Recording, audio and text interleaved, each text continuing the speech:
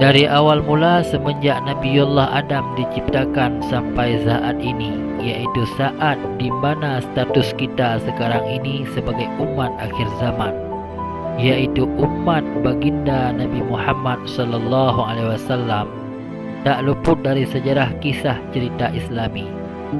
Maka dari itu, dengan kelebihan yang ada, teruraikanlah semua sejarah kisah cerita Islami yang kami pelajari dan kami kumpulkan daripada manuskrip para ulama terdahulu.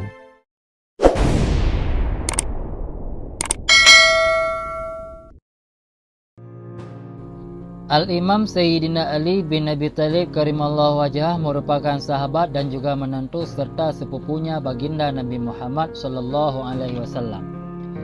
Al-Imam Sayyidina Ali menjadi khalifah keempat setelah syahid terbunuhnya Utsman bin Affan pada tahun 656 Masehi. Namun pada saat Al-Imam Sayyidina Ali menjadi khalifah, ia menghadapi tantangan dari berbagai faksi, termasuk gubernur Syam yaitu Muawiyah bin Abu Sufyan. Pada ketika itu, setelah Khalifah Utsman bin Affan syahid terbunuh, berdasarkan pendapat yang masyhur, kaum muslimin mendatangi Al-Imam Sayyidina Ali untuk dibaiat. Al-Imam Sayyidina Ali pun menolak, akan tetapi mereka mendesak dengan mengatakan bahawa sesungguhnya daulat ini tidak akan bertahan tanpa adanya seorang pemimpin. Hingga akhirnya Al-Imam Sayyidina Ali bersedia menerimanya. Dan ada pendapat yang mengatakan bahawa orang pertama yang membaiat Al-Imam Sayyidina Ali adalah Talhah beserta Zubair dan Sa'ad. Setelah dibaiat, Al-Imam Sayyidina Ali menuju masjid dan naik ke atas mimbar. Dan segenap kaum muslimin pun membaiat Al-Imam Sayyidina Ali pada hari Sabtu tanggal 19 Zulhijjah pada tahun 35 Hijriah. Setelah Al-Imam Sayyidina Ali resmi menjadi khalifah, ia melanjutkan perjuangan khalifah sebelumnya.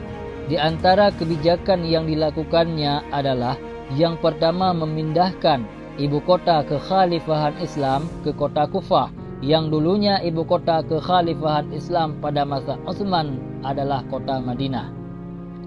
Yang kedua, menerapkan kebijakan Abu Bakar As-Siddiq yang berkaitan dengan distribusi keuangan negara. Yang ketiga, menjalankan kebijakan Umar bin Khattab yang dulunya tidak menugaskan para sahabat lainnya untuk memimpin suatu wilayah. Dan pada saat masa kekhalifahan Al-Imam Sayyidina Ali, oposisi terhadap khalifah terang-terangan dimulai oleh Ummahatul Mukminin pada saat itu, yaitu Sayyidatina Aisyah beserta Talhah dan Zubair, yang mengakibatkan terjadinya beberapa peperangan. Salah satunya terjadinya Perang Jamal. Perang ini terjadi dikarenakan kaum muslimin menggugat Al-Imam Sayyidina Ali untuk segera menangkap dan menghukum pembunuh Utsman bin Affan. Dalam peperangan ini, pihak Al-Imam Sayyidina Ali menang dan membawa Ummahatul Muslimin kembali ke kota Madinah. Setelah Perang Jamal usai, meletuslah Perang Siffin yang terjadi pada tahun 37 Hijriah. Pada saat itu, Al-Imam Sayyidina Ali 2 tahun memimpin. Perang Siffin ini yaitu perang antara pasukan Al-Imam Sayyidina Ali dengan pasukan Muawiyah bin Abu Sufyan. Pasukan Muawiyah bin Abu Sufyan adalah anggotanya tentara Al-Imam Sayyidina Ali yang memberontak, dan kemudian dikenal dengan kaum Khawarij, yang artinya mereka yang keluar. Dan Muawiyah bin Abu Sufyan tidak mengakui kepemimpinan Al-Imam Sayyidina Ali, dan Muawiyah bin Abu Sufyan pun tidak mau turun dari jabatannya sebagai gubernur wilayah Syam.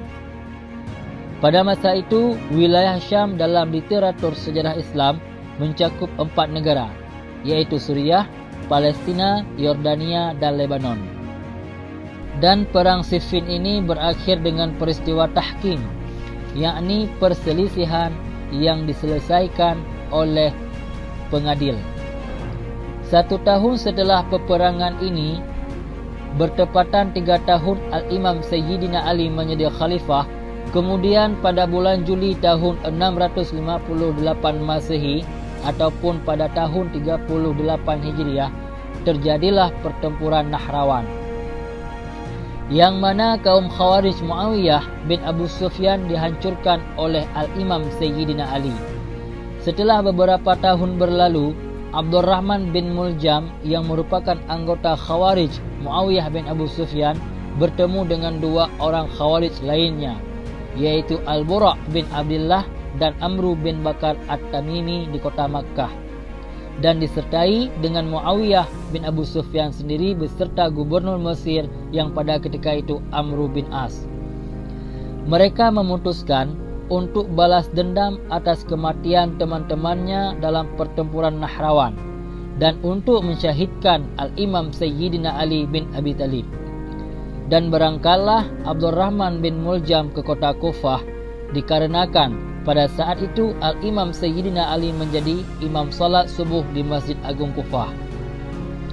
Walaupun banyak ikhtilaf pendapat tentang tanggal syahidnya Al-Imam Sayyidina Ali, dari data manuskrip literatur sejarah Islam dalam kitab-kitab tarikh yang telah didapatkan bahawa sesungguhnya Al-Imam Sayyidina Ali ditikam oleh Abdurrahman bin Muljam pada hari Jumaat saat salat subuh bertepatan pada 15 Ramazan tahun 40 Hijriah ataupun pada tanggal 22 Januari 661 Masehi. Setelah tertusuk, Al-Imam Sayyidina Ali menjalani perawatan selama 3 hari sejak hari Jumaat sampai dengan hari Ahad. Setelah menjalani perawatan selama 3 hari, Al-Imam Sayyidina Ali syahid dan menghembuskan nafas terakhirnya pada hari Ahad, yaitu pada tanggal 17 Ramazan tahun 40 Hijriah ataupun 24 Januari 661 Masehi. Al-Imam Sayyidina Ali dimakbarahkan di kota Najaf, negara Iraq. Setelah syahidnya Al-Imam Sayyidina Ali, Abdurrahman bin Muljam dihukum mati sebagai pembalasan oleh Sayyidina Hasan, putra Al-Imam Sayyidina Ali.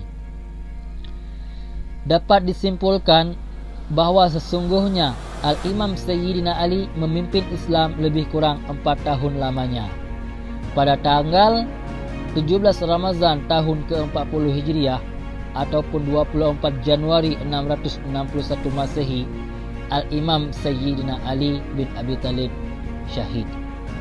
Dan pada masa itulah berakhirnya masa kekhalifahan Khulafaur Rasyidin.